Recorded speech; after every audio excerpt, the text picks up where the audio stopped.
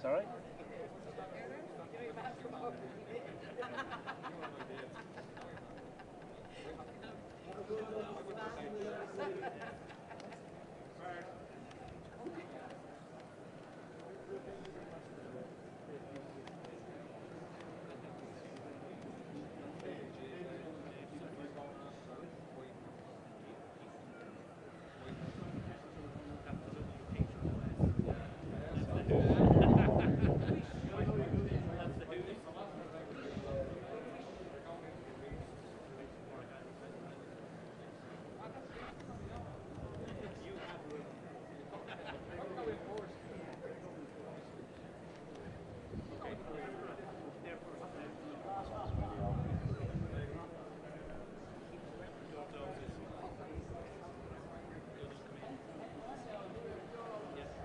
Occasionally you can't record most things. I'm just waiting for the speech.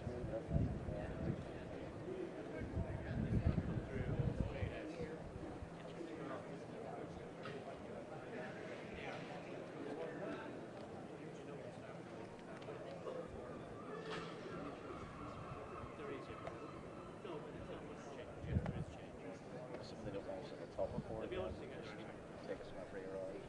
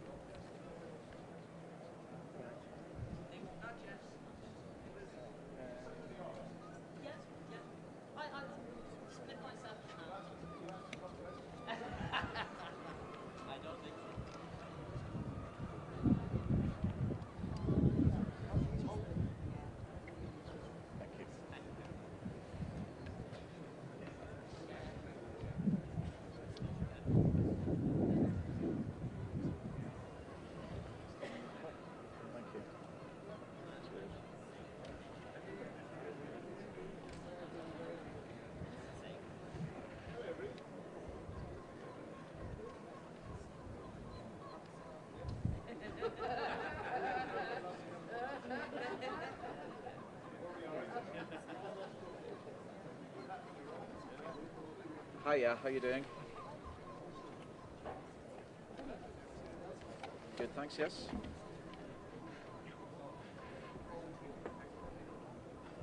Okay, next step that way, please, Chris. Who's presenting today, please, Gallery? 3 minutes. Okay. Okay.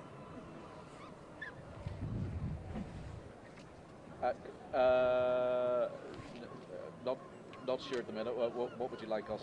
What would you like me to do afterwards, or?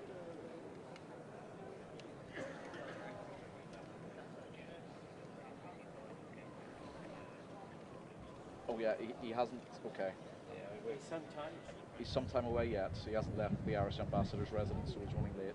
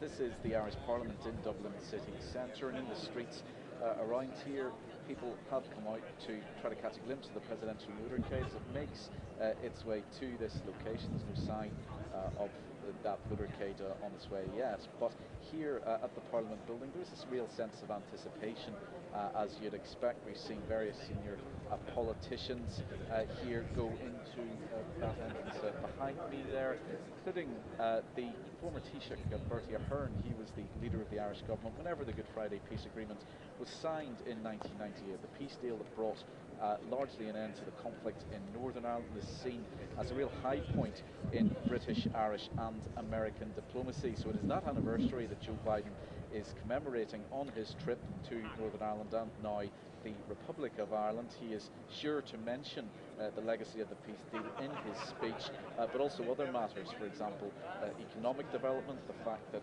America is so heavily invested here in Ireland. The growth of the Irish economy over the years has very much been based on the investment of US businesses, particularly in the tech and pharmaceutical sectors, for example. Also, he's likely, based on what we heard whenever he met Leo Varadkar, the current leader of the Irish government, a little earlier this afternoon, he's very likely to mention the war in Ukraine, that most pressing of international matters, and pay tribute to Ireland's role in taking in refugees. Ireland currently has more than 80,000 Ukrainian refugees living here. So many matters to be discussed. I think it will be a personal as well as a political address. President Biden will talk very much about his Irish roots, his ancestry on this island. We know he loves to do that. He often does it in the US. So it will be a reflection of the long-standing ties between these two countries, forged through the centuries, forged through emigration and immigration, and on the basis of that, I think it's likely the President will say the future of this particular special relationship between the US and Ireland is likely to be prosperous indeed.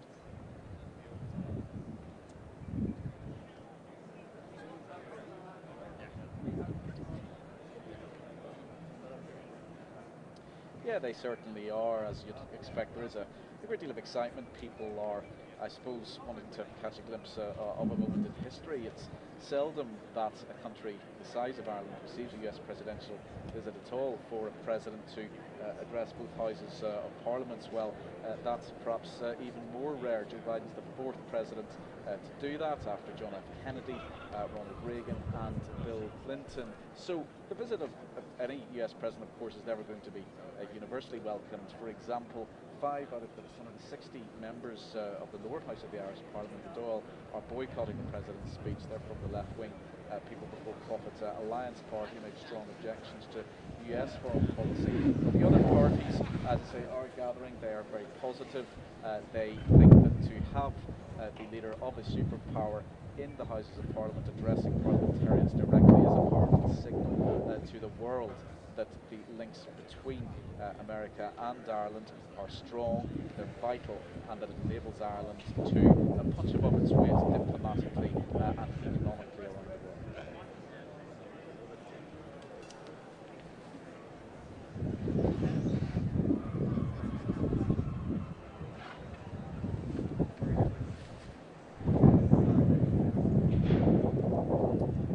Yes, whenever Joe Biden arrives here, he will give the address. He'll be called upon to speak by the Speaker, the Chair of Parliament. Then he will deliver the address, which will then be responded to, we understand, by members of the Parliament themselves. When you look back in history, well, it's a major national event for Ireland. As I say, the previous presidents who have been given this particular honour, Presidents Kennedy, Reagan and Clinton, all, like Joe Biden, traced their roots back to Ireland. Also 10 years ago, there was a successful visit by President Obama, who discovered the in the village of Moneygall in County Offaly, about an hour's drive from Dublin. So really all through the generations, if you like, senior people in American politics, including those who held the highest office, have been exploring their links to this island, and that is something that has been particularly important to President Biden, who's often spoken of as the most Irish of American presidents. So this visit, I think, is, out of all the visits that Ireland has had over the years from residents of the White House, this one is seen as particularly significant.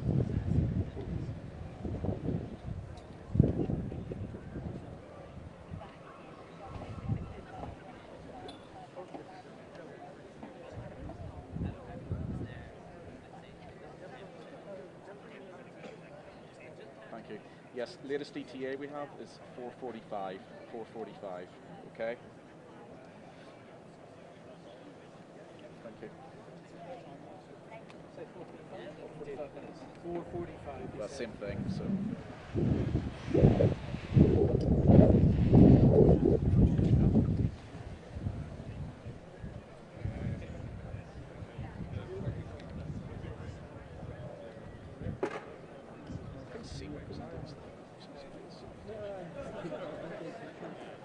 I didn't really hear her last question. She asked what was left on the visit.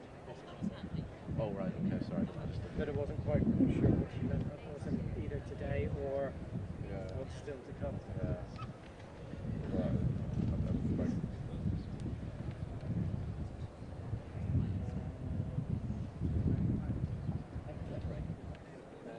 USB-A to yeah. C.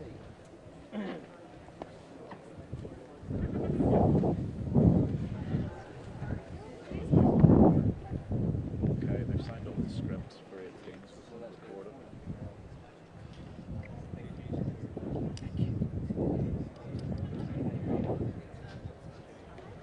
William Multiman says orange.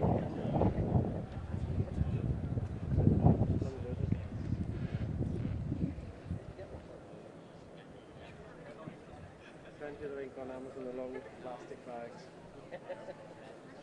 You know it makes sense going through the security screenings now. You should do. Yeah. It'll take a few seconds to show, but it'll be there.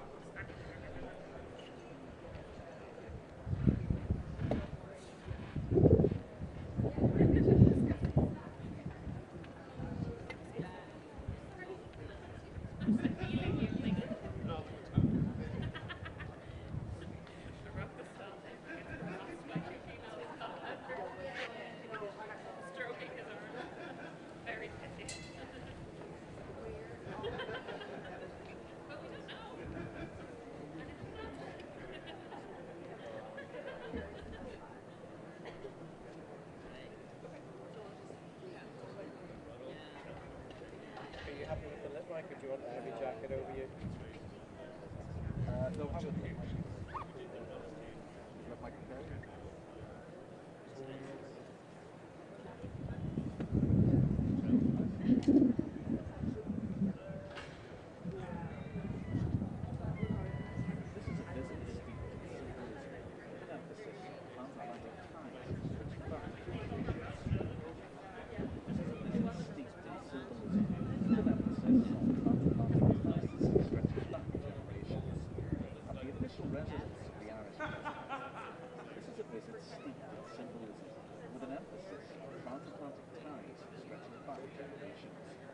The official residence of the Irish president in its party decided to follow the tradition of planting an oak tree.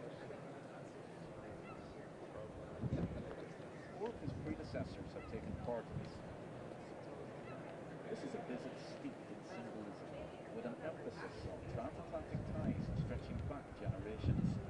At the official residence of the Irish president in its park, Joe Biden followed the tradition of planting an oak tree.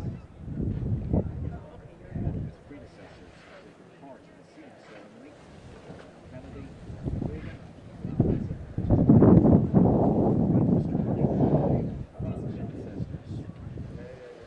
US President rang the spell to candidate the Good Friday Agreement, the deal largely ended the conflict of Northern Ireland 25 years ago. In the absence of a power-sharing devolved government in Belfast, he also discussed the most pressing matter overseas. Thousands were in Dublin city centre to catch sight of the presidential motorcade on its way through the city. Thousands were in Dublin city centre to catch sight of the presidential motorcade on its way through. This has been a day where the president has combined the personal with the political. He's given this country a moment which is seldom experienced by other small nations, and is treating the leader of a superpower as one of its own.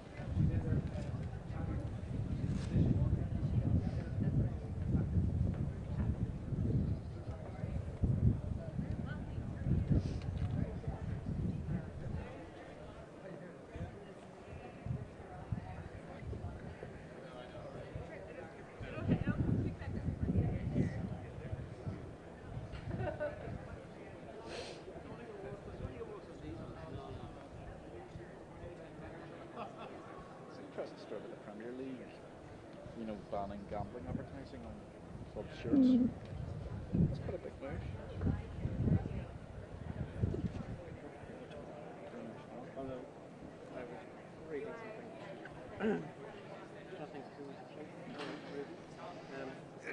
More interested in, there's a piece in the Irish Independent about someone auctioning off death basket.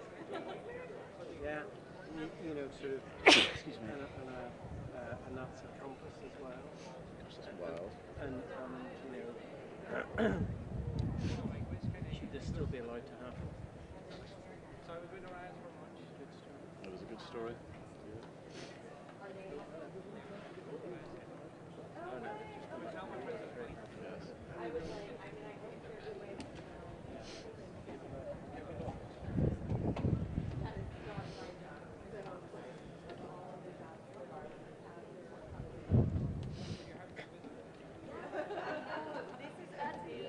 It's okay, the agencies didn't want to get to the camera, James.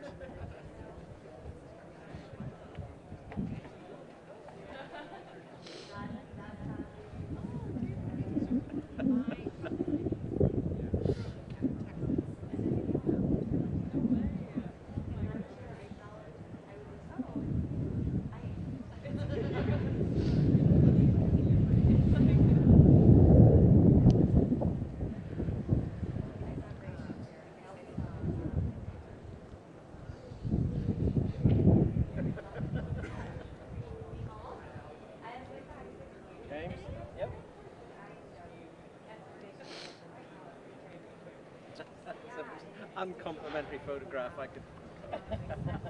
He's squinting.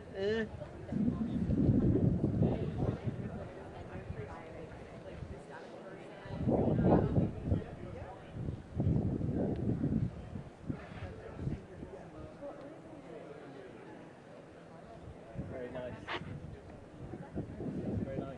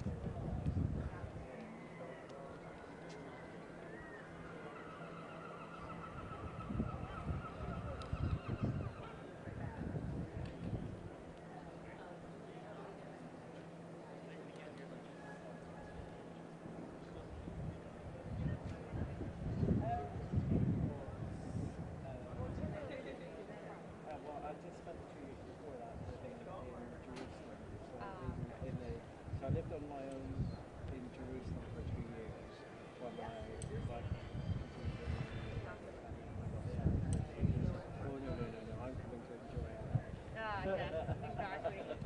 That's where I was born in LA. Yeah. But I know there's a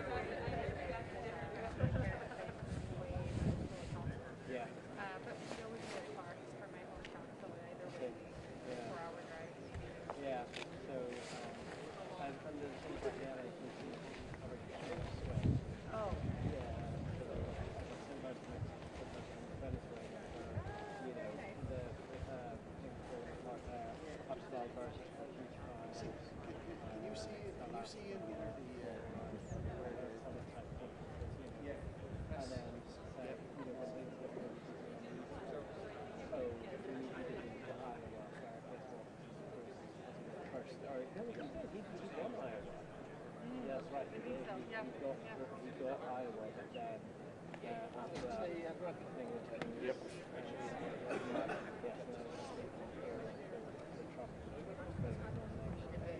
another day? So we did all sorts of stories. Oh, there's always something there.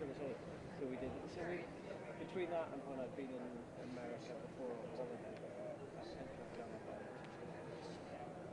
4 or 2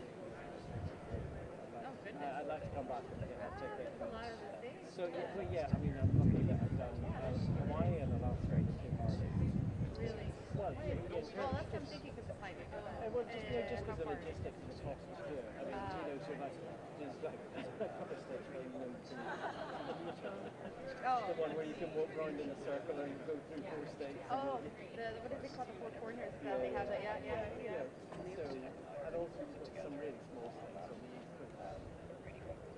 Things like that. So And those are a lot more compacted. exactly, some particulars of Of course, yeah. but it's, I've been to Iowa as well, and North Dakota, because we did the North Dakota hike, but we didn't do the South Pumpkin side.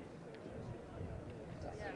That's strange, like agriculture leadership, not many stories of the people that took journey. That's interesting. Yeah, because I just happened to be from Dakota, yeah.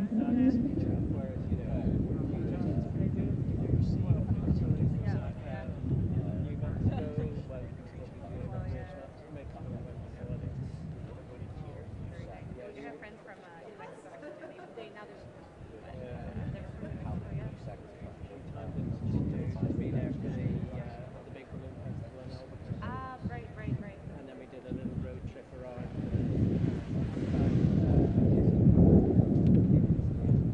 I actually didn't live too far from. I mean, it's like a 2.5-hour drive, but it was in Yuma. I don't know if you.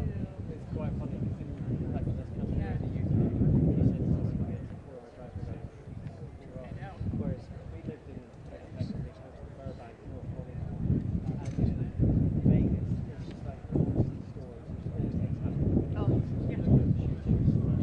Small shootings, boxing competitions, consumer electronics shows, people getting busted for drugs in their rock stars and stuff. And it was always that thing between close shaves between driving 4.5 hours a day or not Burbank, you know, in the UK we don't have curbside shopping. Yeah. Okay. It's so, America's very convenient when it comes to that sort of thing. So dinky that, you know, my correspondent was about to reach the airport, he'd throw me out with a bag, I'd do curbside checker, he'd do valet parking, which again you don't really get here or in the UK. You know, we could do valet, within about 30 minutes. As you would never do it now. Yeah. Oh, yeah. You know, so we just spoiled. We had to fly up from Burbank. Yeah, exactly. Scram. And I think you Massachusetts. If you've been trying to do this, Yeah. you get lost in the way. Yeah. Where in the UK do you live now? So I live in Ulster. I'm Port of Belfast, but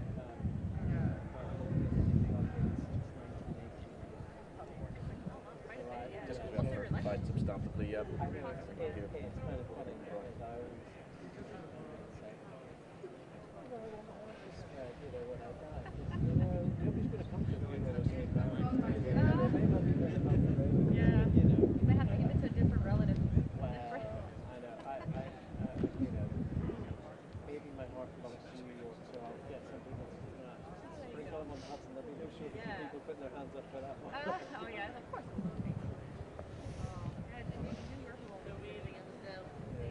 Right, you got 15 minutes? Well, Well, hopefully.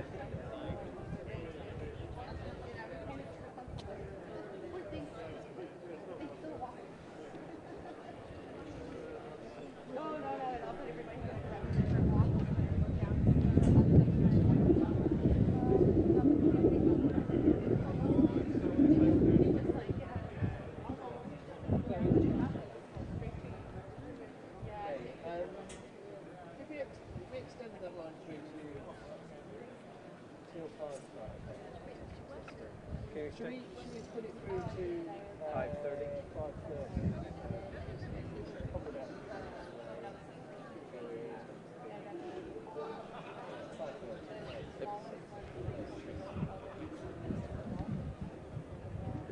Thank you.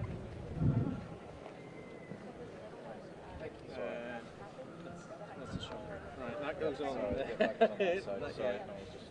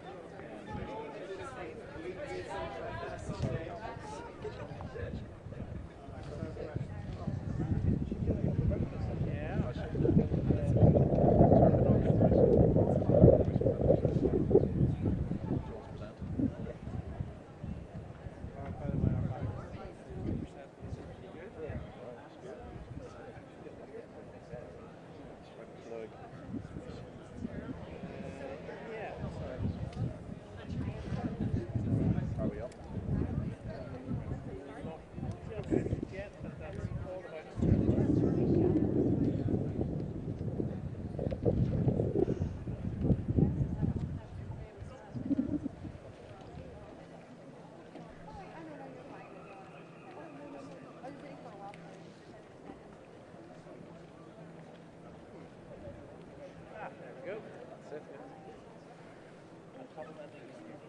Yeah, getting that?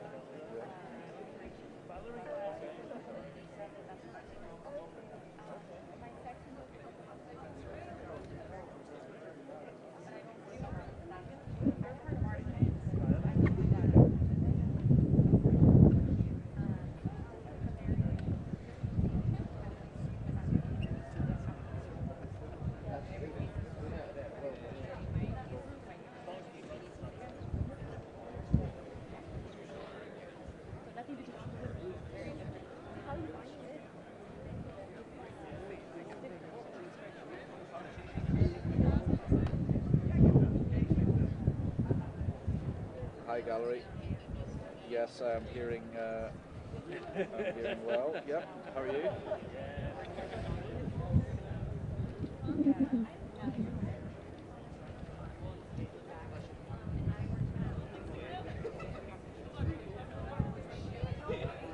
Lovely. Okay. Thanks. Just let you know, you see, whenever the parliamentary proceedings begin, the opening remarks will be given by the Speaker of the Dáil, whose name is the Count Cordia. His name is Ronald Reagan, so he will speak for a few minutes before President Biden does.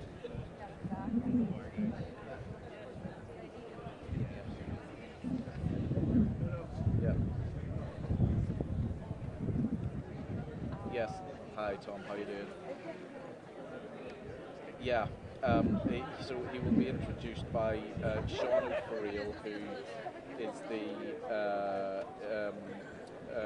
Concordia, the Speaker of the Dáil. What's your surname, Tom? And I will send you an email, and with his opening. It'll actually have the address in it, embargoed. Sorry, come again with that? B-R-A-D-A. B-R-A-D-A. Okay, thank you. I'll send it on.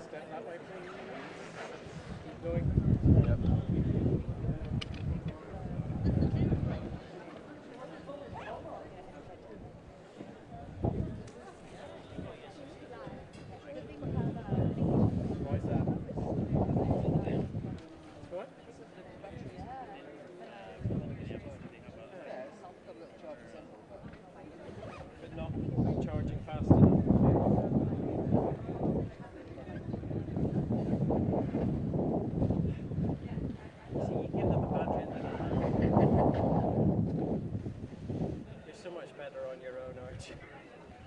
You want to try the film? James.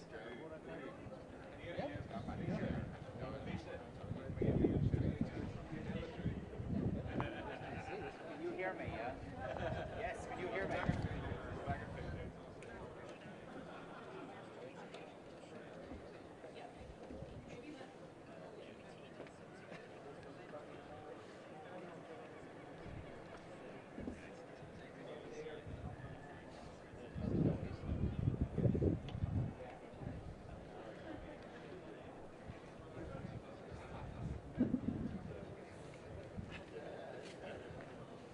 Did you say thank you? Oh, I'm sorry. Did I say thank you? No, no, say thank you. I'm sure I said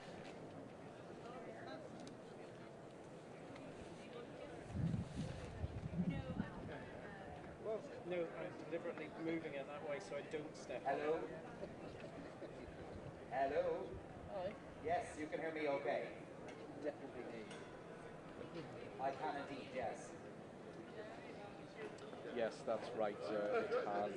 We're expecting the President in the not too distant future, but certainly out in the streets of Dublin, we have had there are crowds gathering there to catch a glimpse of the motorcade as it makes its way through those city centre streets. It's a sight that I suppose people in Ireland are not unused to seeing over the years. 10 years ago, Barack Obama came for a visit. Before that, President George W. Bush also visited, Bill Clinton a few times as well. As regards addresses to the Irish Parliament here, the House of the Oireachtas, as you're saying, Joe Biden will be the fourth US president to be given that honour. The first was John F. Kennedy back in the early 1960s. Then in the 80s it was Ronald Reagan, and in the 90s Bill Clinton. This is the first time this has happened for around about 25 years. It comes at a time whenever people in Ireland, both Northern Ireland and the Republic of Ireland, are marking the 25th anniversary of the Good Friday Peace Agreement, which largely ended the conflict in Northern Ireland after 3 decades. So that is sure to be a theme of President Biden's speech whenever he does arrive, and certainly politicians here have been gathering for a number of hours now, waiting for what will be certainly a very historic moment in the history of the Irish Parliament and in the history of this nation.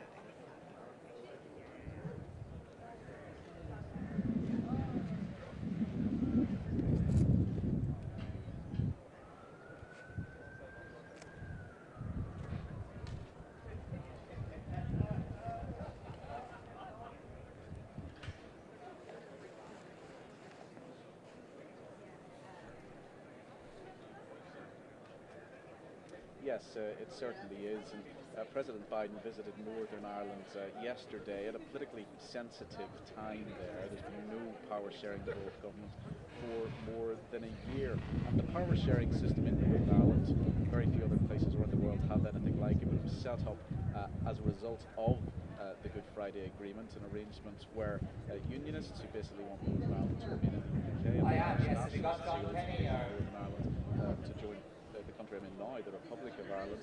The idea was that they would govern Northern Ireland together, but it has proved a shaky arrangement over the years. In fact, for the 25 years since the Good Friday Agreement, power sharing has been absent in more than 10 of those years. It was never going to be an easy process. President Biden in Belfast said the US remains committed to helping the cause of peace and reconciliation across the whole island of Ireland, and he also is going to continue very much that theme here in Dublin. Were it not for the political problems in Belfast, he may have addressed a meeting of the regional assembly there, but the fact that he's not sitting meant he didn't accept the invitation for him to carry out an address at the regional parliament in Belfast. However, he is giving a parliamentary address here in Dublin, and there are some politicians from Northern Ireland who have come here. The Speaker of the Assembly in Belfast, Alex Maskey, Michelle O'Neill for the Irish Republican Party, Sinn Féin, who's likely to be the First Minister of Northern Ireland when power sharing there is restored, and also Naomi Long from the Cross Community Alliance Party, which identifies as neither unionist nor nationalist. So while there wasn't any address to parliamentarians in Belfast, some parliamentarians from there have crossed the Irish border to witness the address that will be given by President Biden here in Dublin.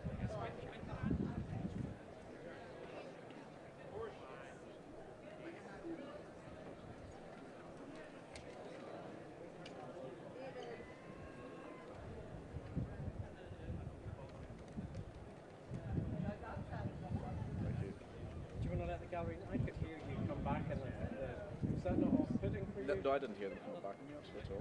You can hear your voice. No. Well, I can. It's like an open speaker in the gallery or something. It's got your voice on it, but anyway, if you didn't hear it, fine.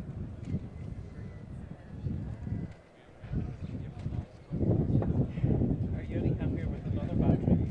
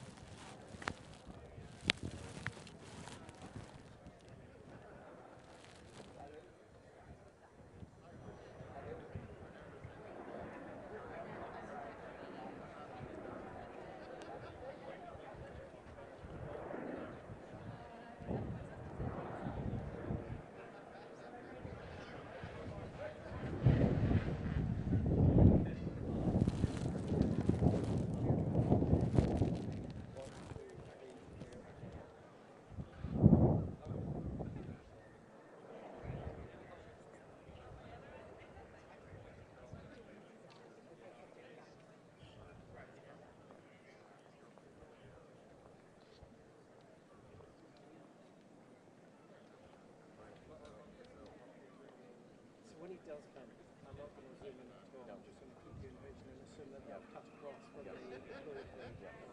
But I might just tighten up the shot a little, but that's all. Oh no, actually I need to keep you center frame.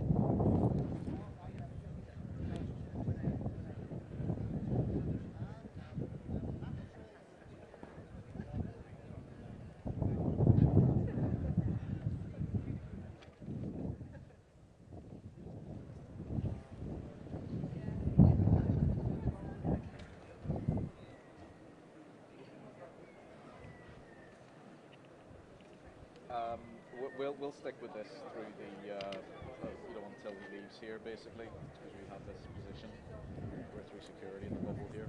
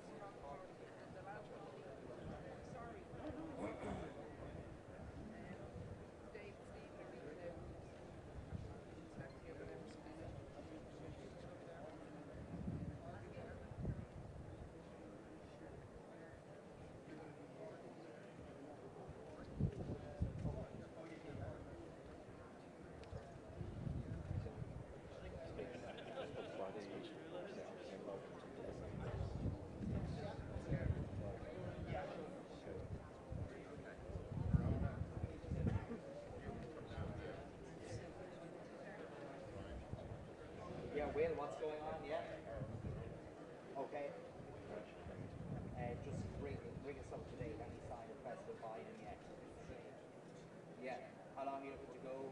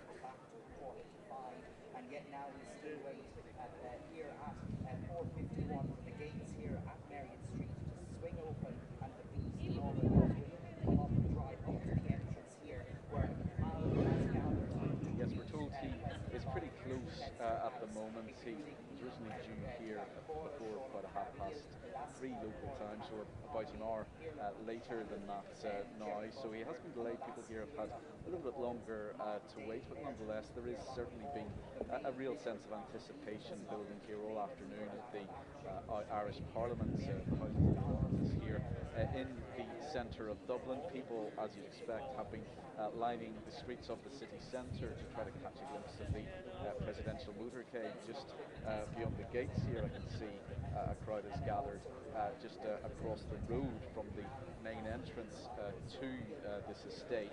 So whenever Joe Biden does address more than 200 members of both houses of the Irish Parliament, he'll become the fourth sitting US president to do so. John F. Kennedy was the first, then Ronald Reagan, and then Bill Clinton. So all presidents who had Irish ancestry. Joe Biden is a president who talks an awful lot about his roots on this island, and indeed that has been a major theme of this trip. Last night he was in County Louth, close to the border with Northern Ireland, and where his great-great-grandfather Owen Finnegan set sail, emigrating from here during a famine in the 1840s. So I think we can expect those ancestral links to be spoken about again in the speech to parliamentarians here. I also think it's likely that he'll be touching upon other issues that we know he's already discussed with the leader of the Irish government, the Taoiseach Leo Varadkar, a few hours ago. Those include the most pressing, possibly overseas matter, the war in Ukraine. Ireland has taken in more than 80,000 Ukrainian refugees. He'll talk about the ongoing peace process in Northern Ireland, the fact that this is the 25th anniversary of the Good Friday Agreement. The actual date anniversary fell a few days ago. Really, this whole month is a month of commemoration and remembrance of Northern Ireland and the Irish Republic, remembrance of the terrible conflict in Northern Ireland that lasted for 3 decades. It was largely ended by the Good Friday Agreement in 1998. So that we expect will be mentioned, as indeed will economic links between the US and Ireland. Ireland has really built its modern economy on the strength of foreign investment, particularly investment from American companies and the likes of pharmaceutical sector. Many of the major American tech companies, the likes of Google, Alphabet, Meta, they have a European headquarters here in Dublin. So that has added immense strength to the Irish economy, and it would be a surprise if that wasn't mentioned. But Joe Biden will certainly want to affirm the generational ties between the US and this country, and I think affirm the idea that into the future those ties will remain strong even after this most Irish of American presidents leaves the White House. So for now, the three flags that are flying here at the Irish Parliament building in Dublin are the European Union flag, the Ukrainian flag, and the Stars and Stripes, the flags of the United States, as people await the arrival of Joe Biden here to the Irish Parliament.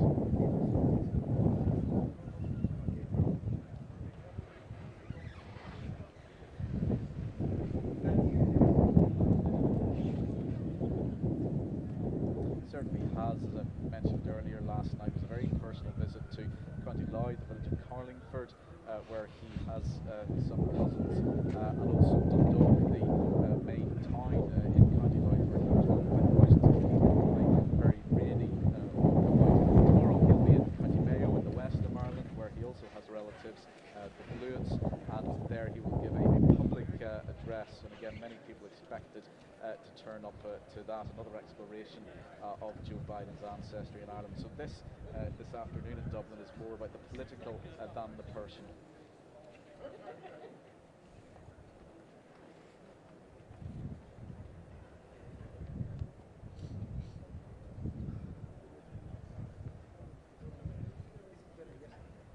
Wow.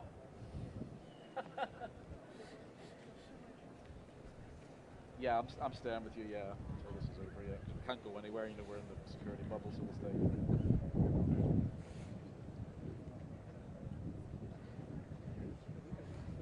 James, I will look it up now. It's double 18, so we know which one to kick him in. Right into it.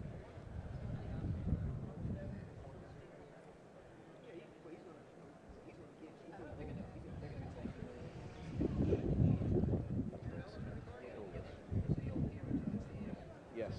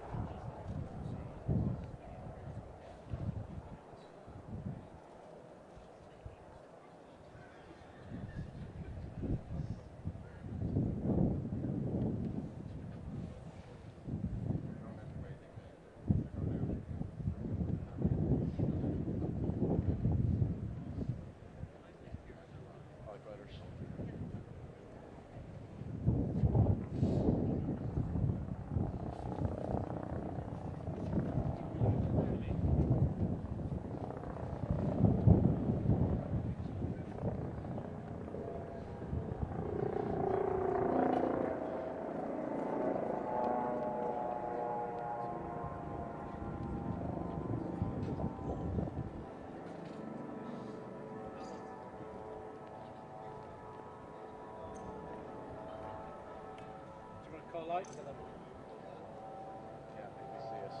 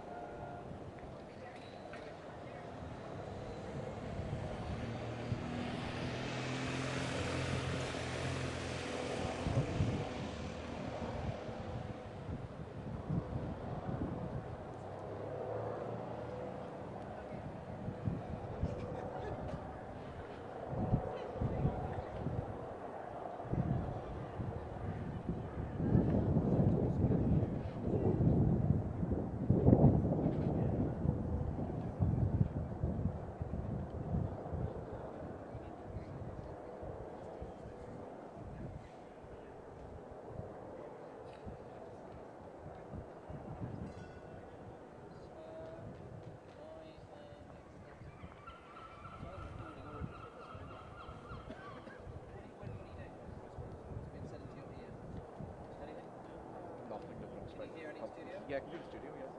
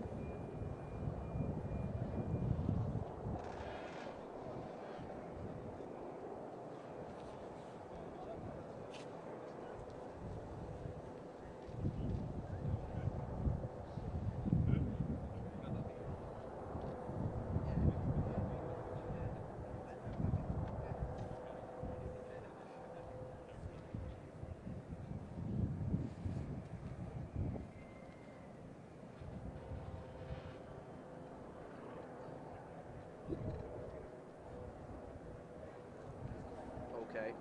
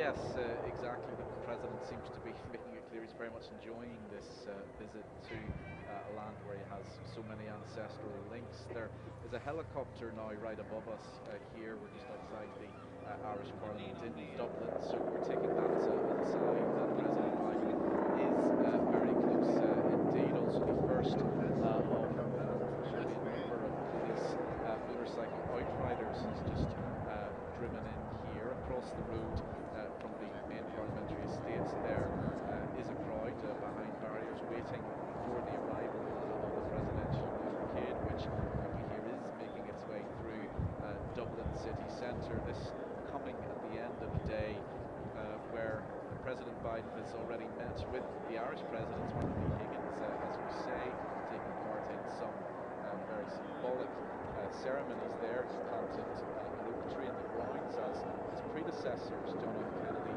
Ronald Reagan, and Barack Obama had all done.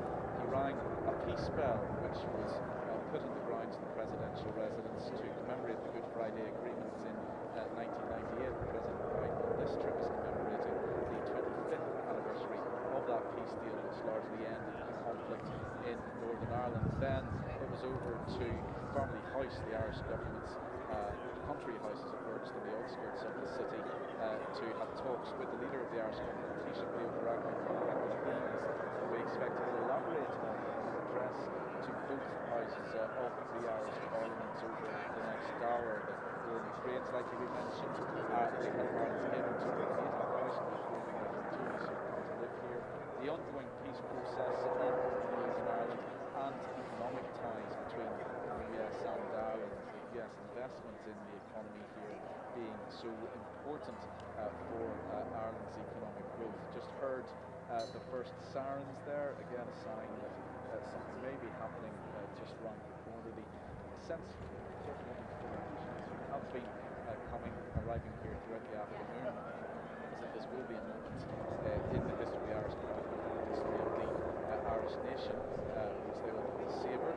A few members of Parliament, 560 members of the lower house known as the Dáil, from the left-wing party Profit, they're boycotting the president's speech. They object to US foreign policy, but the other parties all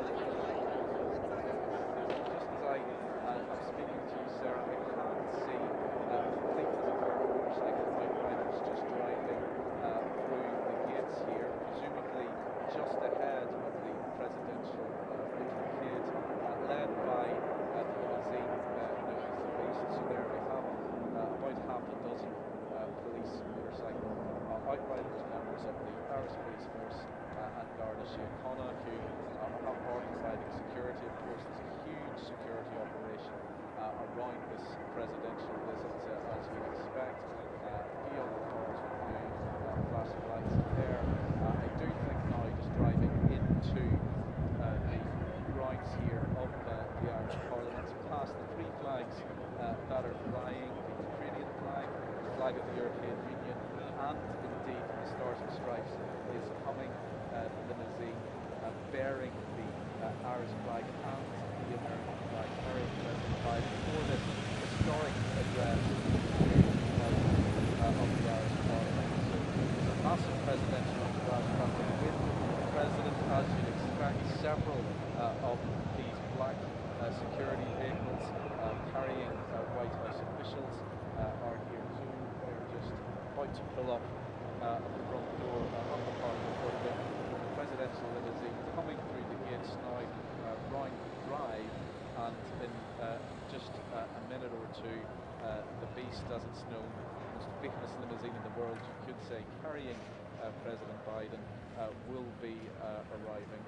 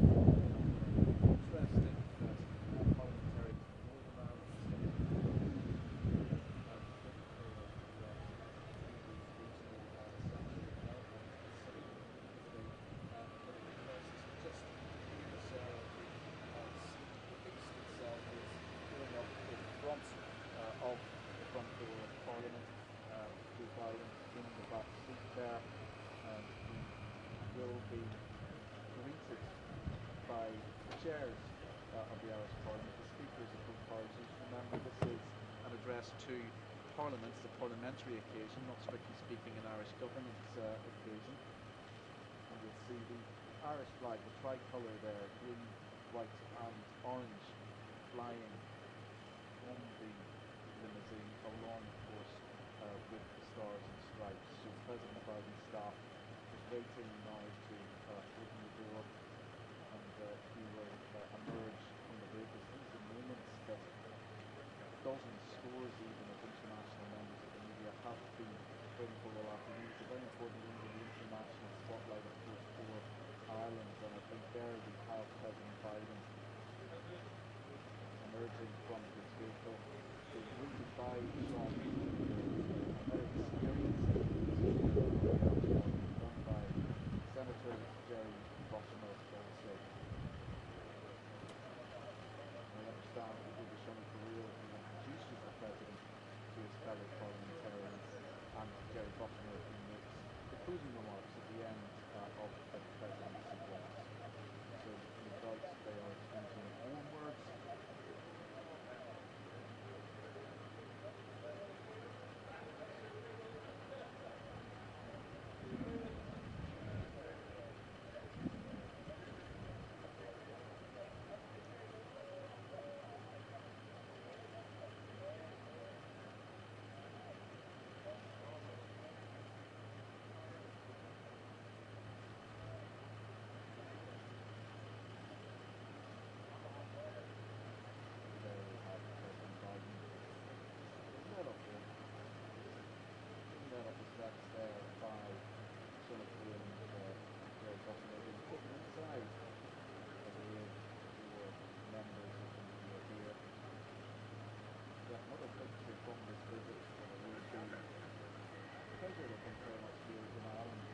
Seldom is that a country of Ireland size has an occasion like this. But Ireland gets more American attention than the good opportunity there, just right in front of the front. Big smile from the President, and from his left, Sean Heaney, the 42nd for Ireland, and the Secretary of State.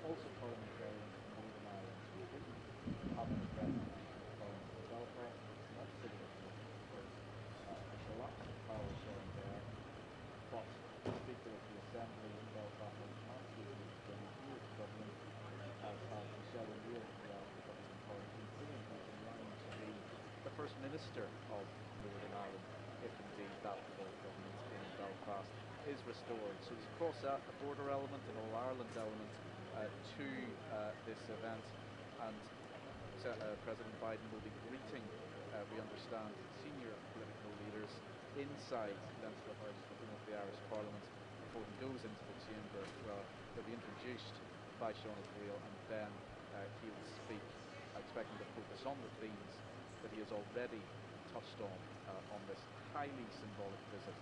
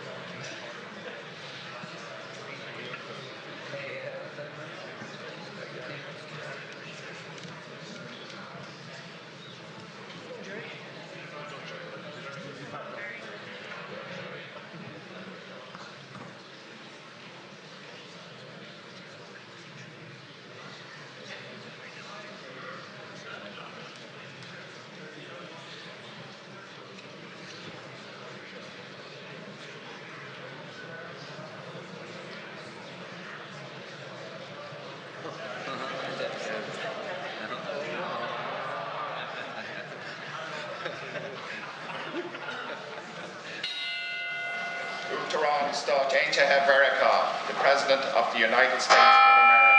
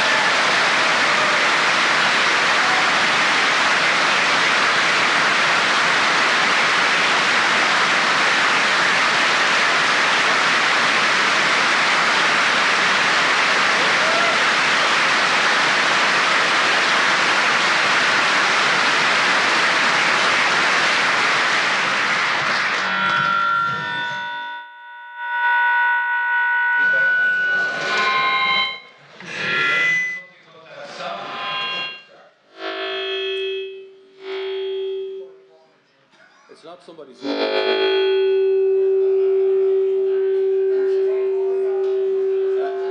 I wasn't looking at you, Deputy Healy-Rae. President Biden, Taoiseach, Taoiseach, Mr. Ryan, opposition party and group leaders, Secretaries of State Lincoln and Vilsack, members of Congress, ambassadors, members of both houses, MEPs, MLAs, MPs, members of the Biden family and distinguished guests.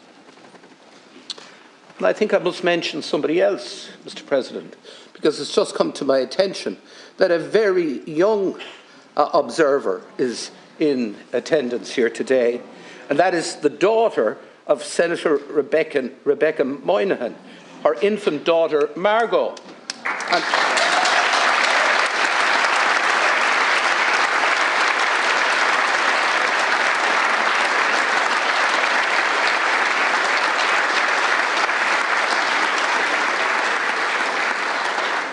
And I do suspect that Margot's attendance here will go down in family folklore for many years to come.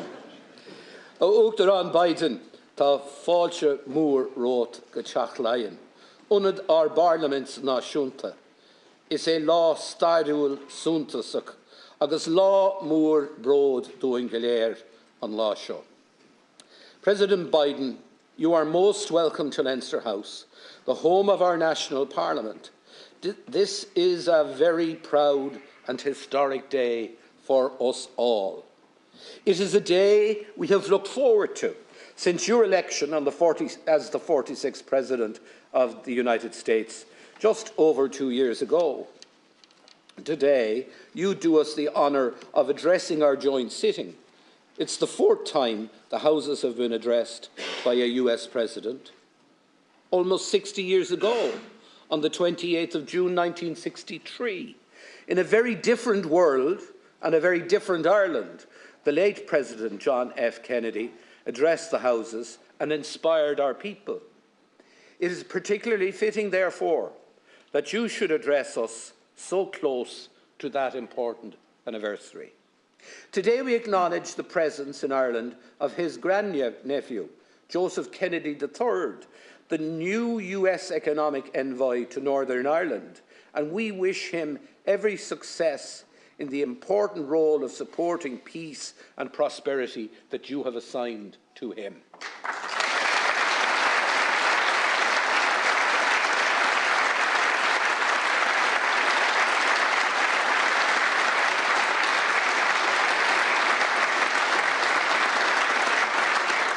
Now, Mr. President, while all previous presidential addresses have been of major significance, today's is like no other, because amongst an extensive list of distinguished guests, we are joined here in the Dáil today by our former illustrious President, Mary McAleese, former Taoiseach Bertie Ahern, a key architect of the Good Friday Agreement, former Taoiseach Enda Kenny, a fellow Mayo man and a close personal friend, we know, of yours.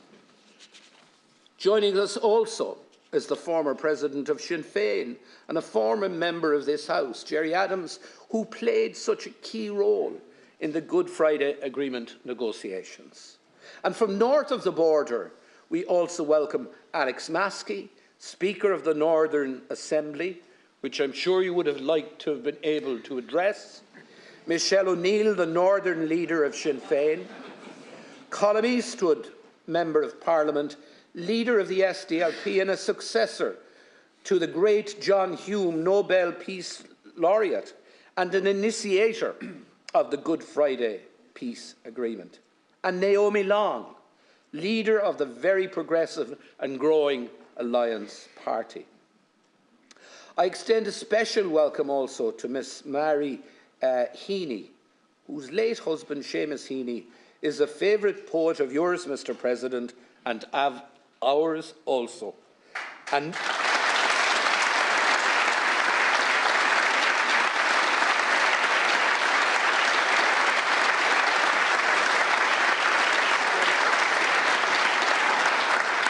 a Nobel Prize winner and one of our great literary treasures. Seamus would have been 84 today, and I'm sure he is looking down on us with his glasses nestled between his fingers and a hint of a smile on his face. From the diplomatic corps, I warmly welcome the US Ambassador, Claire Cronin. Thank you for sending her to us. And her Irish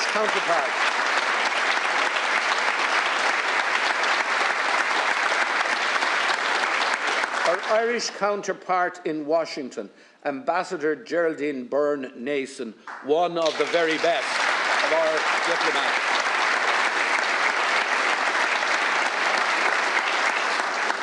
These two outstanding women have done our two countries proud.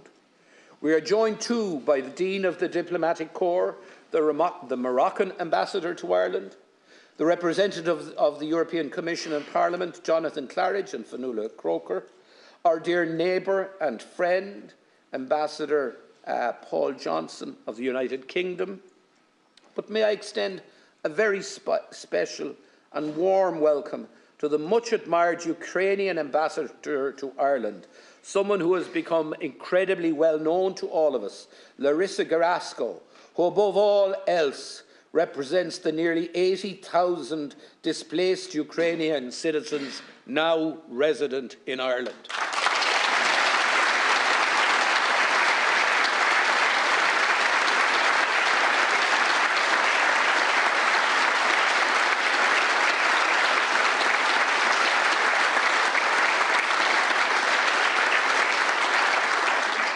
So for you, Mr. President, quite a gathering.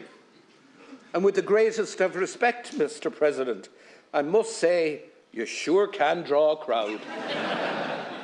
Perhaps afterwards you might give me some hints on how we could ensure a good attendance around here on Thursday afternoon. President Biden, today you're amongst friends because you are one of us. You often speak of your Irish roots with great pride and affection, especially your ancestors from Louth and Mayo. And the story of Ireland is inextricably linked to emigration, and in many ways you personify it. From the famine times through to today, so many people left these shores in search of a better life in the United States. And a remarkable 33, maybe 34 million Americans now claim Irish ancestry.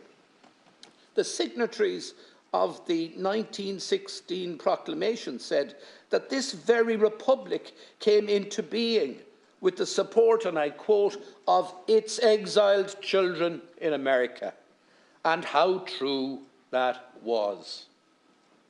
Down through the years, our exiles supported Ireland economically and politically and never forgot the families they left behind.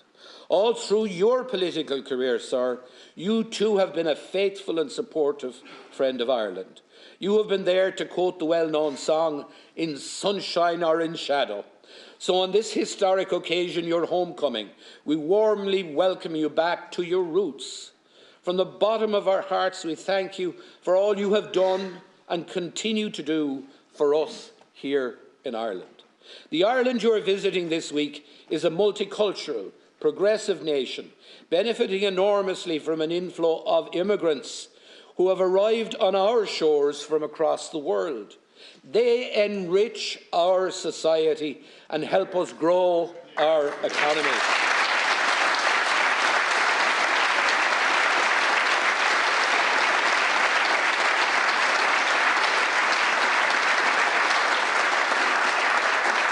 Just like the Irish did, and many other nations in the United States in years gone by. They also challenge all of us, to be better than we are and better than we think we can be. Our two countries enjoy a warm, close and mutually beneficial relationship. It has been an enduring relationship built on shared values and shared economic interests, as well as a passion for politics and a love of culture, matters that you have highlighted, Mr. President, frequently. Economically, Ireland has benefited immensely from US investment, which supports over 370,000 jobs in Ireland today. As a result, we now have thriving technology, healthcare and financial services sectors. Less spoken about, however, Mr. President, are the 650+ Irish companies that operate across all 50 states of the Union, employing over 100,000 people, and the fact that Ireland today is the 9th largest source of foreign direct investment in the United States.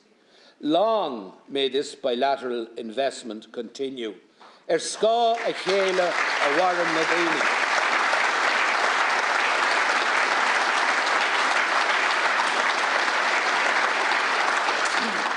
Mr. President, 2 years ago on a cold January day in Washington, D.C., you spoke of the importance of unity and hope. And as we gather in this Easter week, we recognise that the world is in need of hope. Hope for those affected by war, hope for those suffering from hunger, and hope for those in the face of the existential threat of climate change. On this island, your visit to Northern Ireland is an important statement of hope and support for building a better and continued peaceful and prosperous future for all.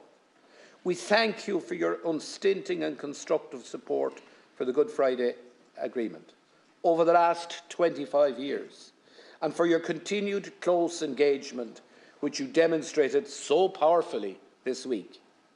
Friends and colleagues, politics, despite what the cynics might say, is a noble profession. And we are fortunate today to welcome not just a very fine politician, but an outstanding and international statesman. President Biden, in life, you have demonstrated unshakable faith, deep resilience, and the ability to bring people of diverse and often conflicting views together. Above all, to quote the memorable words of the iconic Seamus Heaney, you challenge us to believe that the farther shore is reachable. I invite you now to address the Houses. Thank you.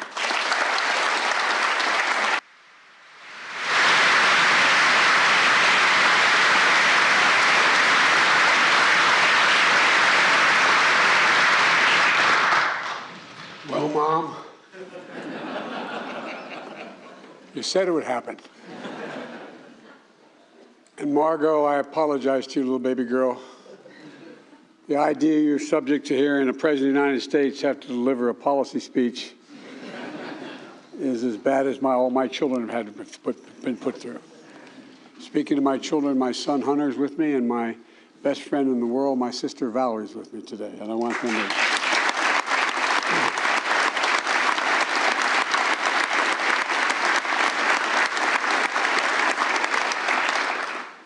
As the proud son of Catherine Eugenia Finnegan Biden, well, you knew I'd be coming. Speaker, Chair, Taoiseachs, all, and Deputy Prime Minister, TD, Senators, people of Ireland, it's so good to be back in Ireland. If you forgive the poor attempt at Irish, Tamasha Walya, I'm at home. I'm at home.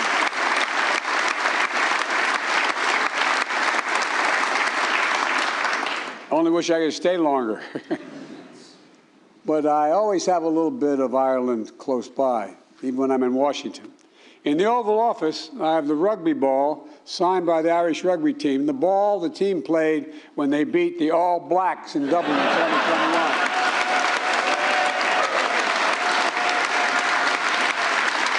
By the way,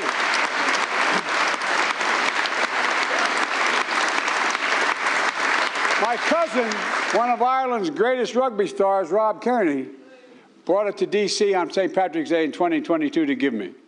And I didn't play rugby except when I was out of law school, and I didn't play it very well. We played in a rugby club, but I did play American football and a few other sports, but I realized that, you know, you guys are all nuts. But the interesting thing is, I'd rather have my children playing rugby now for health reasons than I would have them playing football. Fewer people get hurt playing rugby, and you have no equipment. You have 280-pound guys like we do, and you just don't hit each other in the head very often. And but anyway, all kidding aside, in 2016 I came to Ireland as vice president, bringing most of my family with me. My sister Valerie, my brother Jimmy, my daughter, and my 5 granddaughters and grandchildren. My granddaughters are crazy about me, I might add, because I talk to them every single day. I send them a note. Together we explored our family history, visiting the Cooley Peninsula, where the Finnegans' ancestors earned their living on land and in sea, and walking the streets of Ballina, where my great-great-great-grandfather Blewett lived with his family before relocating in 1851, eventually settling in my hometown of Scranton, Pennsylvania. Yesterday I returned to County Louth, where I toured the Collingford Castle, likely one of the last glimpses of Ireland my Finnegan ancestors saw as they gazed on their way out in what in those days was referred to as a coffin ship. And they sailed out of Newry in 1850. I wasn't going to say this, but I'll say it anyway. The idea was, I later learned from the Irish Times, they did some little background check, and my good friend Barack Obama, and he is my good friend, his grandfather was a shoemaker like mine, sailed 5 weeks earlier from the same port. The idea they both sailed for a new life and thought their grandchildren, their great-great-grandsons would both be president, I think is really a little bit of Irish malarkey. But it's kind of interesting, isn't it? Tomorrow, I'll also revisit County Mayo and remember the history and hope and the heartbreak my Blewett ancestors must have felt leaving their beloved homeland to begin their new lives in America. I say all this not to wax poetic about bygone days, but because of the story of my family's journey and those who left and those who stayed is emblematic of the stories of so many Irish and American families, not just Irish-American families. And these stories are the very heart of what binds Ireland and America together. They speak to a history defined by our dreams. They speak to a present written by our shared responsibility. And they speak to a future poised for unlimited shared possibilities. So today, I'd like to reflect on the enduring strength of the connections between Ireland and the United States, a partnership for the ages. It begins in our shared history, dating back to the very founding of the United States. The Irish hearts that helped kindle the torch of liberty in my country and fire its revolutionary spirit. The Irish blood from across this island that was willingly given for my country's independence. The Irish hands that laid the foundations of a new kind of future, one from the bottom up and the middle out, one built on freedom. You know, the great waves of immigration that brought our ancestors to the United States in succeeding decades carried millions more Irishmen across the sea. Most of them arrived a little more than with hope in their hearts and strength in their dreams and beautiful memories of an emerald green isle, a home they would never fully leave behind. I've never met an Irishman in America who doesn't think he will hope he could see Ireland someday. You know, their sweat is soaked with the foundations of communities across the nation, all across America. You can't go anywhere and not find it. By the way, Tip O'Neill, the former Speaker of the House, used to say that he'd have a reception for all the Irish in the Congress, the House and the Senate, and all those who wish they were Irish. And everybody showed up. Look, the journeys of our ancestors expanded our horizons and literally excited our imaginations. They became the untiring backbone of America's progress as a nation, even as they endured discrimination and they were denied opportunity. I'll tell you a story. I was campaigning for president, and I was out in Colorado, and I was with a man whose family had been, he was a former senator, a man whose family had been in the United States since the conquistadors for generations. And he kept, and there were a whole lot of people standing across a refurbished rail station in eastern Colorado. And there was literally 10,000 people on the other side of the track waiting to hear me speak. And he kept saying, now, Joe, remember, these people are not, these are my people. They're Hispanic. They're not used to being taken. You got to show respect and serious. I said, I understand. And he kept it up. Finally, I turned to him and said, God's truth, this refurbished train station, okay? It had like linen kind of wallpaper on it. And about every 20 feet, there was a brass plaque that's saying, no Irish allowed. I said, I get it. I get it. But it's history that speaks above all to the values that sustain these people throughout their hardships in their lives. Freedom, equality, dignity, family, courage. My mom used to have an expression, say, Joey, courage is the greatest virtue of all. For without courage, you can't love with abandon. Without courage, you cannot love with abandon. These are the values that were handed down generation to generation in my family, grafted onto the American character, tended as they transformed an entire nation. Like so many countries around the world, though perhaps more than most, the United States was shaped by Ireland, and that's not hyperbole, that's a fact.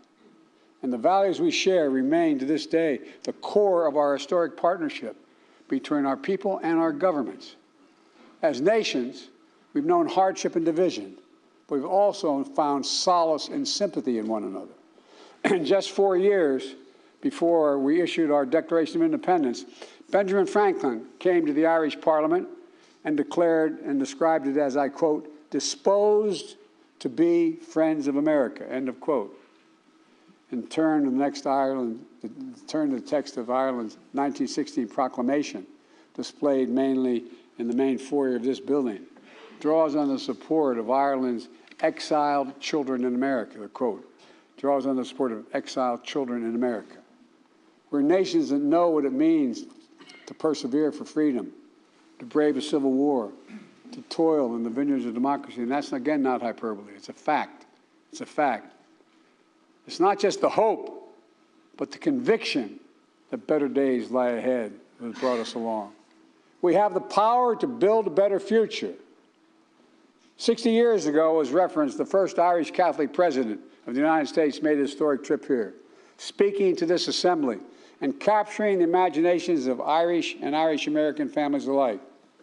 When John Kennedy addressed Parliament, he honored the more than 150,000 Irish immigrants who joined the Army of the North during America's Civil War. And among them, 1 or 2 of them were my relatives as well. They signed up in a new land to stand for old values, to defend freedom and the dignity of all people. Think about this. Name another country, and whatever their language is, that use the word dignity as much as we Irish use the word dignity. It matters. My dad used to say, everybody, Joey, everybody. And he meant it. Is entitled to be treated with dignity, no matter who they are. President Kennedy honored their courage and sacrifice by presenting to this body the flag of the Irish Brigade, which hangs out here to this very day. Likewise, I was honored to receive an Irish flag from the Taoiseach during the recent St. Patrick's Day celebration in Washington. It was flown to commemorate the Irish who first raised the tricolour in Ireland 175 years ago, and who subsequently made his way to America, where he led the Irish Brigade in that Civil War battle. These liked symbols, holding a place of honor in Leinster House and the White House, embody a century of history between our countries. Connections that irrevocably have shaped the understanding of the world and our hope that we put in it. Our history reminds us, our history, ours, yours and mine, reminds us of the responsibilities we have to the president, that should be the present, to the hopes of our ancestors, to the expectation of future generations. Because we know what it means to fight for democracy. Today, Ireland and the United States are standing together to oppose Russia's brutal aggression and support the brave people of Ukraine. I spent many days in Ukraine.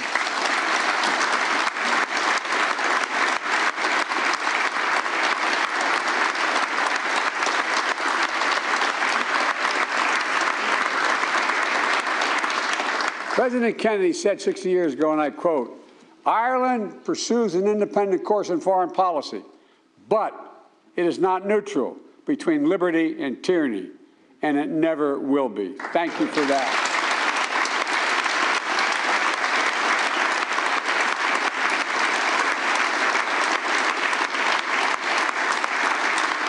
Over the past year, Ireland has proved him right. As Speaker said, Ireland has stood proudly with the United States and partners around the world for liberty against tyranny. Ireland has committed more than 170 million euros in non-lethal aid to Ukraine, including vital protective gear, medical equipment, humanitarian support, and aid to minimize the impacts of war on food insecurity and child malnutrition. You don't forget, you have memories that go deep. And as a member of the European Union, Ireland is working together with the United States and other partners to hold Russia accountable for its actions, including through significant sanctions and export controls. I've known Putin for over 25 years. Putin thought the world would look the other way, was confident he would break NATO and the European Union. The unity of Western nations would fracture and fall at the moment of testing. That's what he thought. But he was wrong. He was wrong on every point, on every front. Today, we're more united and more determined than ever to defend the values that make us strong.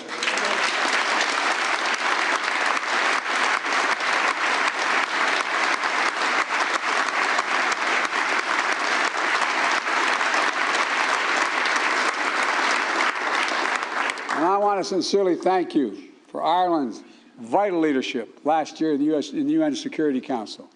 Working together, Ireland and the United States helped change the way the UN sanctions are implemented to ensure they do not hamper humanitarian efforts. The new humanitarian carve-out will make sanctions more effective and save lives. Ireland's support for Ukraine is especially meaningful because you carry the moral authority with nations around the world.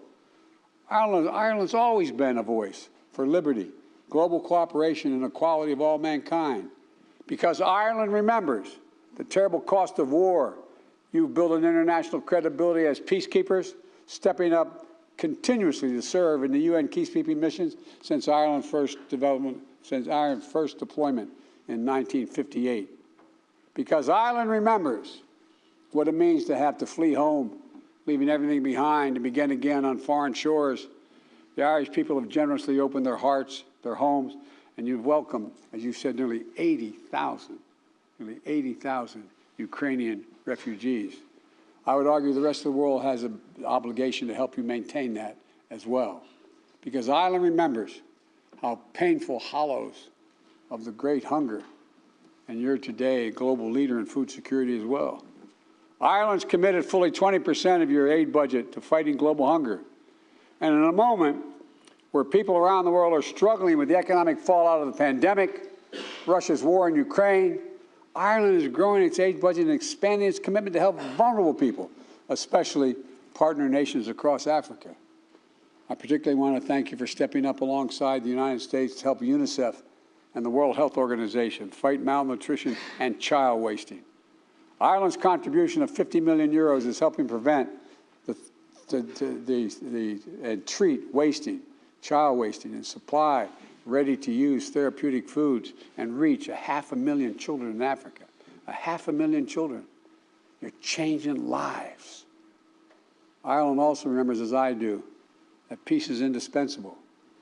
Peace is the necessary foundation for progress, for growth, for unlocking the enormous potential that exists in every part of this island.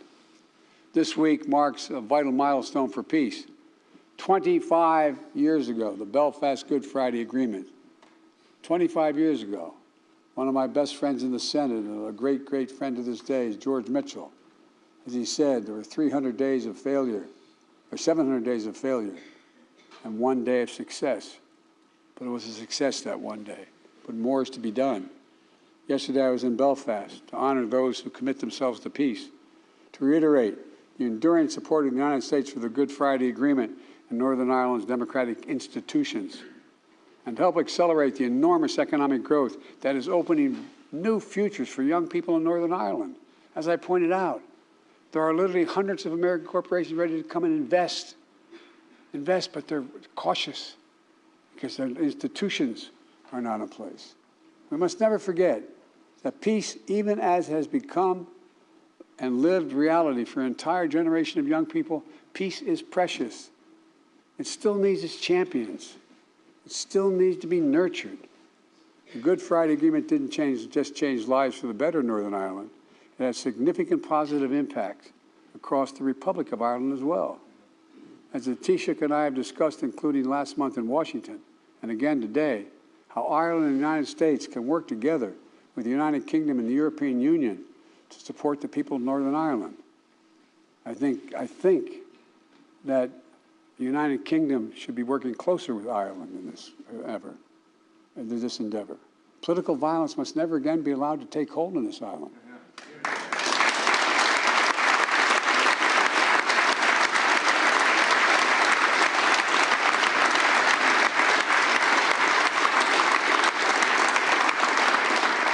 Presumption of me to say from the United States, but that must be the goal which guides us in all our efforts. Because the greatest peace dividend of the Good Friday Agreement is an entire generation of young people, whose hearts have been shaped not by grievances of the past, but by confidence that there are no checkpoints on their dreams. They're writing a new future, a future of unlimited possibilities. For too long, Ireland has talked about in the past tense. We tell old stories of days gone by because it's good to remember. Stories of Irish grit and genius, saints and scholars, poets and politicians. And in the face of it, they're good stories on its face. Let's face it. But, as the poet Boland wrote in her poem, Mother Ireland, she said, I've learned my name, I rose up, I remembered it. Now I could tell my story. It was different from the stories told about me. End of quote. Today, Ireland's story is no one's to tell but its own. But the United States will be your closest partner, your most dependable partner, and your most enthusiastic supporter every step of the way, I promise you. We've always been, and we've been together, and we're going to continue to grow our enormous economic relationship as a foundation for both our nation's prosperity. We're going to continue to strengthen our economies, building them from the bottom up and the middle out. Yesterday and already Ireland draws a disproportionate amount of foreign direct investment from the United States of America. And the same is true for Ireland's investment into the United States of America, which is the ninth most significant investment of any nation in the world in America. You know, we share more than $1 trillion in bilateral trade and investment in 2021. More than 950 American companies, international companies, have international headquarters in Ireland, supporting hundreds of thousands of jobs. 700 Irish companies located in 50 states employ more than 100,000 people in the United States of America. And together, Ireland and the United States are building a future of greater economic dignity, one where rights of workers are respected and corporations pay their fair share.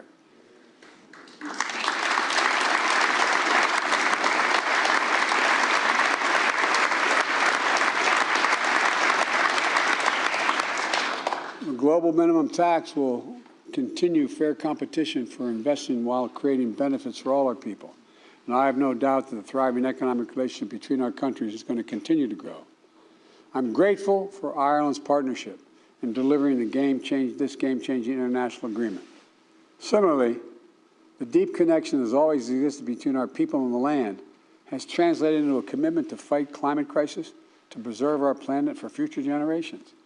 The single existential threat to the world is climate change. We don't have a lot of time, and that's a fact.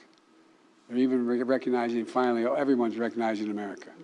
I've flown over more territory in the United States since I've been president in a helicopter that has been burned to the ground than comprises the entire state of Maryland, equal to the entire state of Maryland.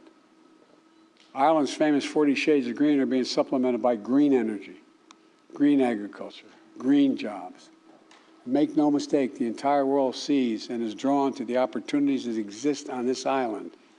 The skilled workers, the high-tech infrastructure, the innovators who are breaking barriers, the connection and kinship you share, not just in the United States, but with countries around the globe.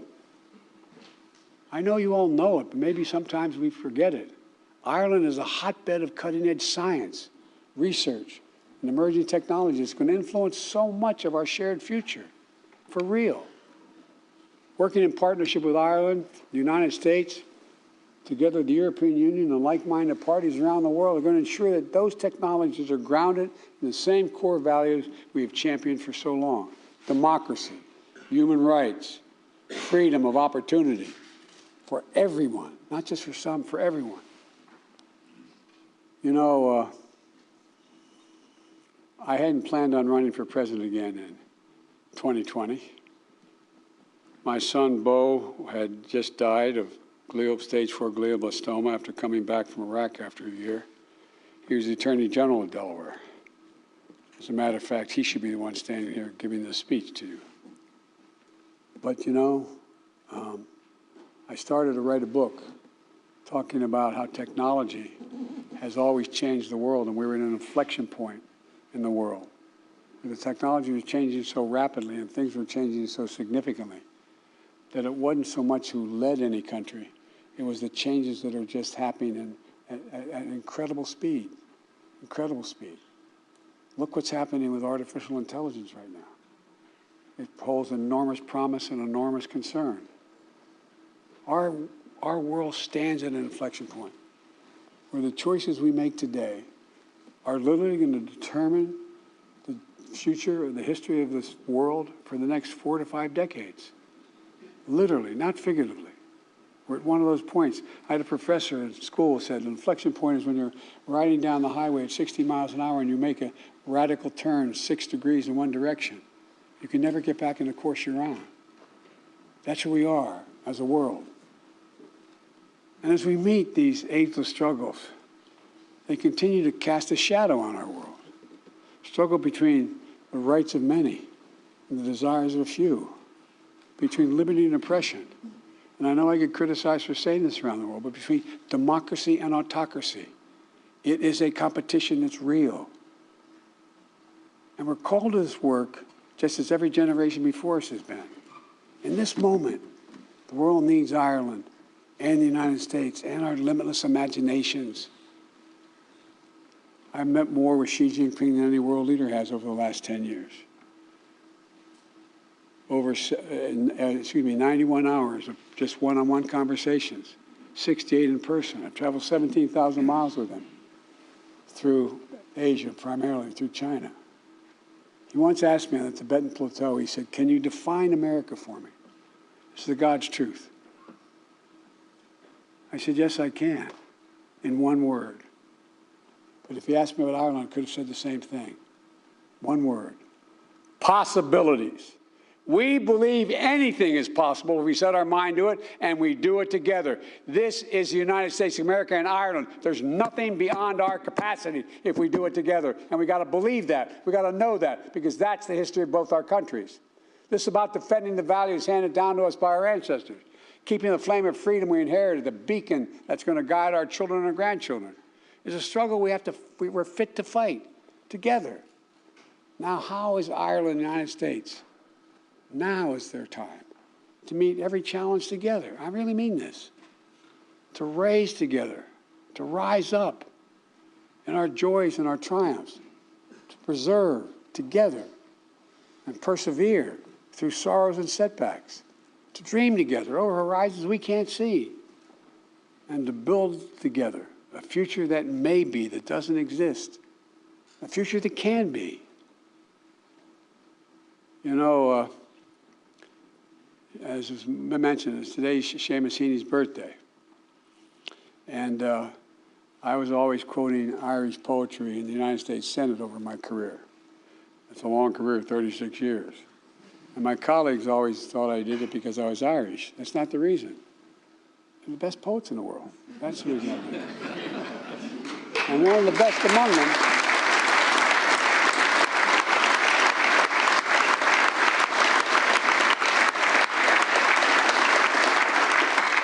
was your husband. And thank you for sending me that autographed copy. It was your husband. My favorite poem was The Cure at Troy. And it goes, you all know the words. You know it, you just heard it so many times. He wrote, "Don't hope on this side of the grave, but then, once in a lifetime, that longed-for tidal wave of justice can rise up, and hope and history rhyme." It's everything I've been taught. Rise up. We've in the past made hope and history rhyme. So today, ladies and gentlemen, as we celebrate the enduring partnership between our nations, our shared past, our present, let's set our eyes squarely on the future. Let's harness what's best in us, our courage, our creativity, our loyalty, our tenacity, and our loyalty again. Let's once more, for our generation and the generation to come, strive to make hope and history rhyme. Because I've never been more optimistic about the future than I am today. And I'm at the end of my career, not the beginning. The only thing I bring to this career after my aged, as you can see, how old I am, was a little bit of wisdom. I come to the job with more experience than any president in American history. Doesn't make me better or worse, but it gives me few excuses.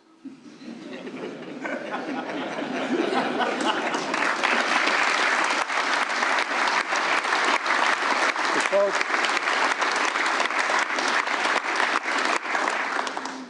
this is one of the great honors of my career, to be here today. And I mean it from the bottom of my heart. You have no idea what my greatest regret, I'm going to sound like a kid, but my mom's not here to hear it.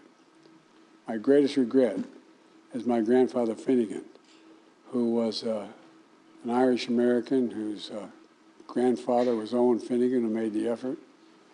And he was a great athlete. He went to Santa Clara University, and he was a newspaper guy on the business side. And I never understood what he meant when he said, "Joey, I worry about you." He'd lean over. I said, "Pop, what do you worry about?" He said, you're too much like that guy who led the revolution instead of the guy who was the prime minister. I said, he said, you got to be less like the military guy. They shot him. and more like De Valera. Well, I've never...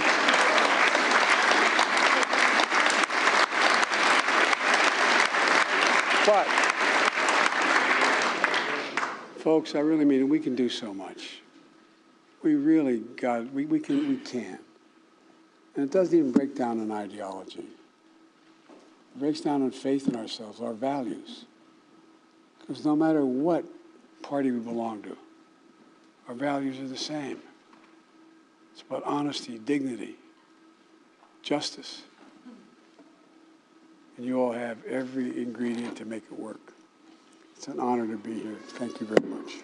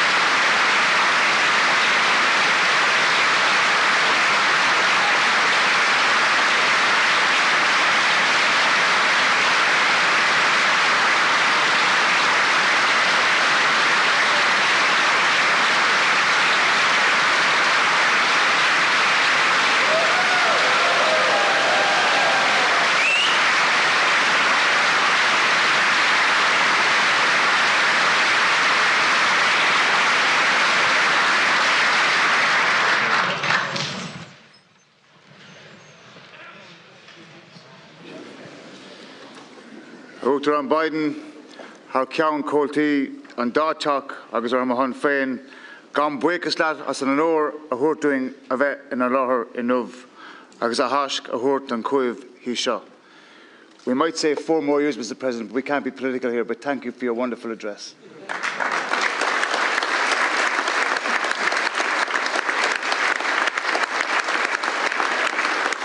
Mr. President, as Cathaoirleach of Shannon Éireann, and on behalf of the members of Shannon Éireann and Dáil Éireann, I thank you for honouring us today with your presence and for addressing both houses of the Oireachtas, the 4th such American president. And can I sincerely thank Ambassador Cronin, who in her tenure here, Mr. President, has served your country with distinction, and we thank you most sincerely.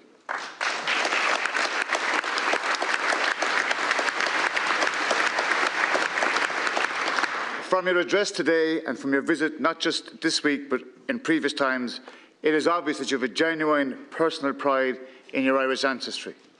And today, I'm sure all of us in this chamber will reflect and remember the Irish diaspora in America who share that same sense of pride. Your presence in this chamber and by your address today acknowledges the story of emigration as the shared story of our two nations. And I do hope, Mr. President, that we can see immigration reform with the undocumented Irish looked after during your term of office.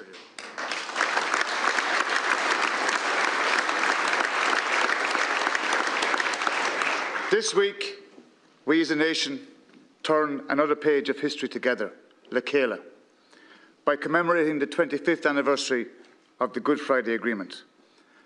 And it's important that we salute the architects of that Good Friday Agreement, and we thank them today.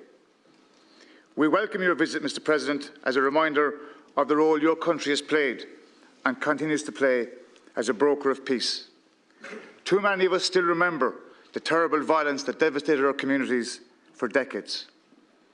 As you've said today and yesterday, we must persist in our work of peace and reconciliation to ensure the positive legacy of the Good Friday Agreement and that it can be fully realised for all those young people you spoke about in your speech. Mr. President, you said recently about the United States, and I quote, "Our diversity is and always has been our greatest strength as a nation." And you've shown that value and respect for diversity, Mr. President, in your lifetime as a politician. On a personal level, may I thank you for being one of the first leaders to publicly support marriage equality. In your infamous Meet the Press,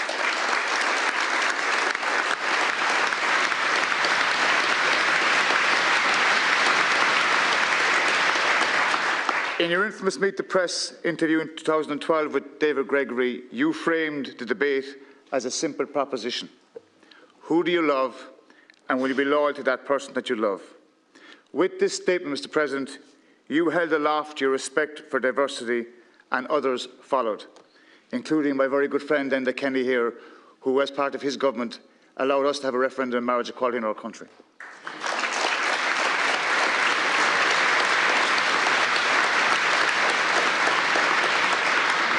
Mr. President, your intervention was a truly transformative moment that changed the political narrative around marriage equality. And like the architects of the Good Friday Agreement, who took a risk, you took a risk. And I thank you. Because of you and the generosity of the Irish people, I can wear this wedding ring as a symbol of my love for my husband, who's here today.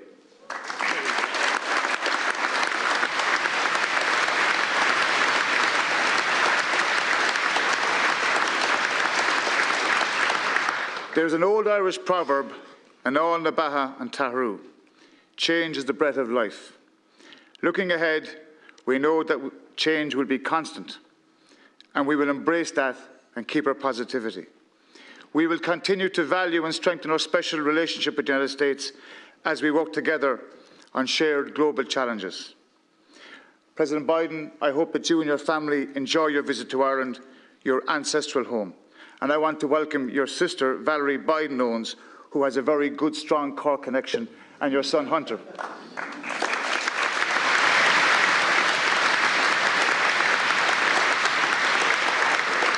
And in your next visit to Ireland, I hope you'll come and visit Cork. And as you said, Mr. President, previously, North East Pennsylvania will be written on my heart, but Ireland will be written on my soul. In conclusion, it would be remiss of me as Cathaoirleach if I didn't on this occasion thank the members of the House for being here today, to thank the staff of the Oireachtas who made this event possible.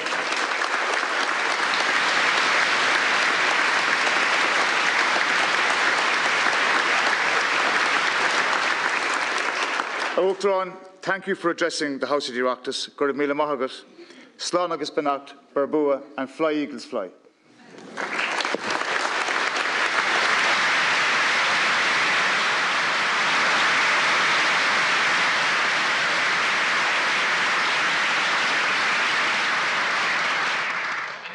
Uisle Shasan an Chuck at low.